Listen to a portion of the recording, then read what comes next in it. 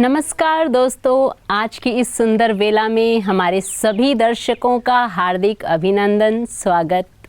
कहते हैं कि धन को इकट्ठा करने में मेहनत नहीं लगती, लेकिन संस्कारों को इकट्ठा करना सचमुच मुश्किल हो जाता है। क्योंकि धन को तो लूटकर भी इकट्ठा किया जा सकता है, लेकिन संस्कारों को इकट्ठा करने के लिए समर्पित करना पड़ता है, स्वयं को निर्मल बनना पड़ता है, अच्छाइयों को जीवन में धारण करना पड़ता है। दोस्तों, जब हम अच्छी बातें देखना, सुनना, पढ़ना और सोचना शुरू करते हैं ना, तो हमारे जीवन में अच्छे संस्कार खुद आने लगते हैं।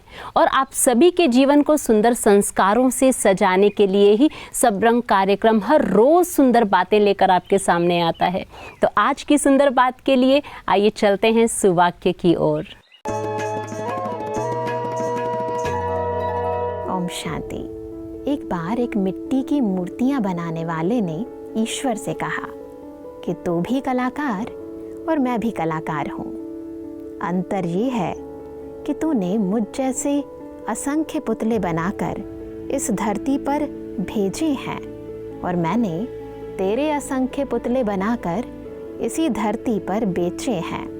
पर अफसोस की बात यह है कि तेरे बनाए हुए पुतले आपस में लड़ते झगड़ते रहते हैं और मेरे बनाए हुए पुतलों के आगे तो सब नमन करते हैं।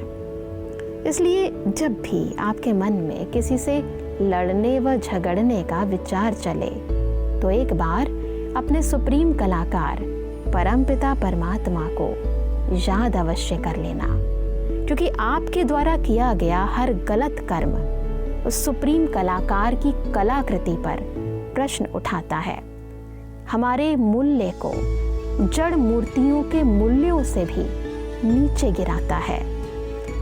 क्यों ना आज से हम आपस में प्यार और सद्भाव से रहने का व्रत लें, ताकि इंसान तो क्या, खुद भगवान भी हम सब पर नाज करे। ओम शांति। तो जीवन की एक सुंदर सच्चाई, बचपन में सबके पास घड़ी तो नहीं थी, लेकिन समय सबके पास हुआ करता था। आज घड़ी सबके पास है, लेकिन समय किसी के पास नहीं। जिस किसी से भी मिलो वो यही कहते हैं कि हम बहुत बिज़ी हैं, हमारे पास तो समय ही नहीं है। बिज़ी रहना बहुत अच्छा है, लेकिन इतने भी बिज़ी ना हो जाएं कि हम खुद को और खुद के स्वास्थ्य का ही ध्यान ना रख पाए। दोस्तों, समय रहते अपने स्वास्थ्य का और अपनों के स्वास्थ्य का हम ज़रूर ध्यान रखें। और इसी सतर्कता के साथ लिए चलते हैं आपको अगले सेगमेंट, आपकी सेहत आपके हाथ की ओर। ओम शांति। हम 40 के पार हो चुके हैं, उम्र बढ़ तो रही है, लेकिन हमें ये भी लग रहा है कि जब हम बूढ़े होते जाते हैं तो हमारा स्किन टेक्सचर पहले जैसा नहीं रहता है, थोड़ा सेल्फ एस्टीम कम होने लगता है ना। तो ऐसा नहीं सोचें, याद रखें कि आप इस शरीर से अलग एक चैतन्य शक्ति हैं जो अजर है, अविनाशी है और वो बहुत खूबसूरत है। लेकिन इस स्किन के लिए क्या करें? स्किन जो हमारा 40 के पार, इसमें पिगमेंटेशन होने लग जाता है। तो उसके लिए जब आप धूप में निकलती हैं, सनस्क्रीन का प्रयोग कीजिए। और देखा गया है कि ये जो रिंकल्स या स्किन का ढीला होने, त्वचा जो ढीला होने लगता है, तो कोलेजन की कमी होने लगती है, क्योंकि हमारे शरीर में इस समय एस्ट्रोजन हार्मोन का स्तर जब कम होता है, उसकी वजह से कोलेजन कम होने लगता है। तो आप उसके लिए प्रोटीन अधिक मात्रा में हो, फाइबर ज़्यादा हो, और आप डिहाइड्रेट अपने आप को मत कीजिए, यानी बहुत देर तक पानी नहीं पिए, ऐसा कभी ना हो। आप अपने आप को सनशाइन में जाने से रोके नहीं कि कहीं ऐसा तो नहीं कि पिगमेंटेशन बढ़ जाएगा, क्योंकि जब आप सनशाइन में रहते हैं, यानी कि सूरज का धूप जब आप ले रही होती हैं, तो आपके शरीर में विटामिन डी, मेलाटोनिन हार्मोन भी प्रोड्यूस होता है, तो वो भी आपको एंटी एजिंग के लिए काफ़ी हेल्पफुल है। इसे आप कोई बीमारी नहीं समझे, ये एक प्राकृतिक प्रक्रिया है, ये कोई समस्या नहीं है। और कहा जाता है कि जब एक महिला मासिक धर्म जब उनके जीवन में शुरू होता है, तो वो शक्ति को उस समय प्राप्त करती हैं। और 15 से 45 साल का जो उम्र होता है ना, जब वो बहुत सारी रिस्पॉन्सिबिलिटीज़ को निभा रही होती हैं, उस समय वो इस शक्ति को प्रैक्टिस कर रही होती हैं, अनुभव में ला रही होती हैं। और जब मेनोपॉज हो जाता है ना, तो आप शक्ति स्वरूपा हो जाती हैं। तो इसी के साथ आप अपना ख्याल रखिए। ओम शांति। शुक्रिया। दोस्तों, जीवन में जब कभी भी स्नेह की बात होती है, प्यार की बात होती है, तो प्यार मनुष्य मनुष्य से भी करता है और ईश्वर से भी करता है। देखा जाए तो मनुष्य से किया गया प्यार हमें कमज़ोर बना देता है, लेकिन ईश्वर से किया गया प्यार हमें शक्तिशाली बना देता है, क्योंकि ईश्वर है ही सर्वशक्तिवान, वे हैं ही शक्तियों के सागर। और वैसे भी शक्तियों का दिन, आज नवरात्रि का 8वां दिन। तो हमारा अगला सेगमेंट नवरात्रि नारी शक्ति, शक्तियों के विषय में क्या रहस्य लेकर आया है, आइए सुनते हैं।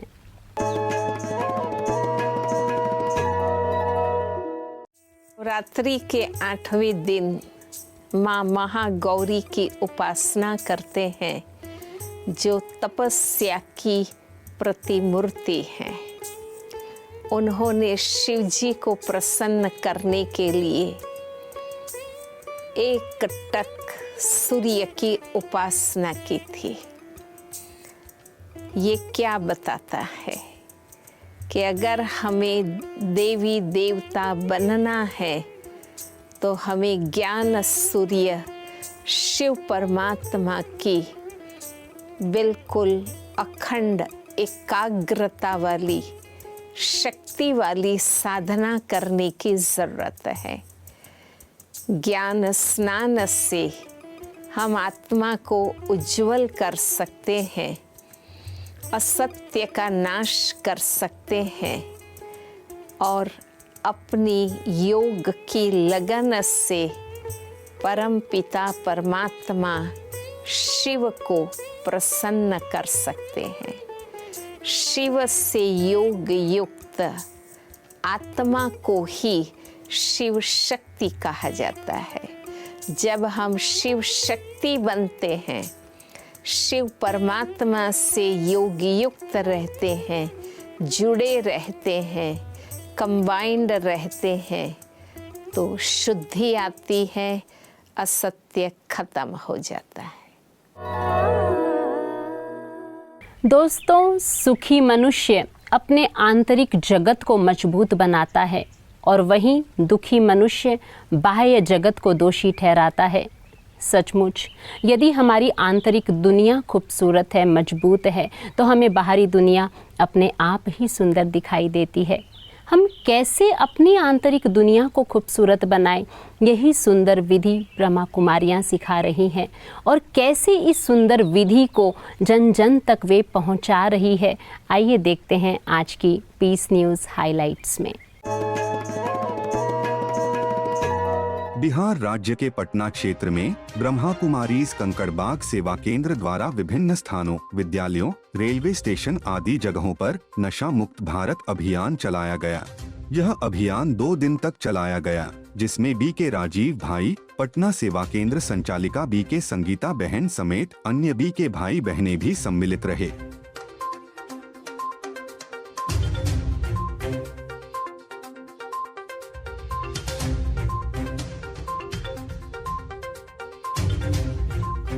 इस अभियान के तहत कुल 3130 लोगों ने नशे से मुक्त रहने के लिए दृढ़ संकल्प भी लिया।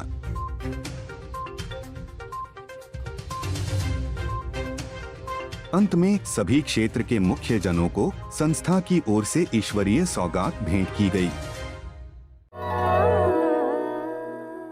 अच्छी चीजें उन्हें प्राप्त होती है जो इंतजार करते हैं, लेकिन बेहतर चीज़ें उन्हें प्राप्त होती है जो इंतज़ार नहीं बल्कि इंतज़ाम करते हैं, यानी अपने कदमों को आगे बढ़ाते हैं। दोस्तों, हम अच्छी चीज़ों को केवल देखें ही नहीं, अच्छी चीज़ों को केवल सुने ही नहीं, बल्कि उन्हें प्राप्त करने के लिए, अपने जीवन में लाने के लिए एक कदम ज़रूर आगे बढ़ाएं। तो क्यों ना अपना एक कदम आध्यात्म की ओर ही बढ़ाया जाए और मन की सच्ची शांति को हासिल किया जाए। तो इन्हीं सुंदर बातों के साथ कल पुनः आपसे मुलाकात होगी। नमस्कार। ओम शांति।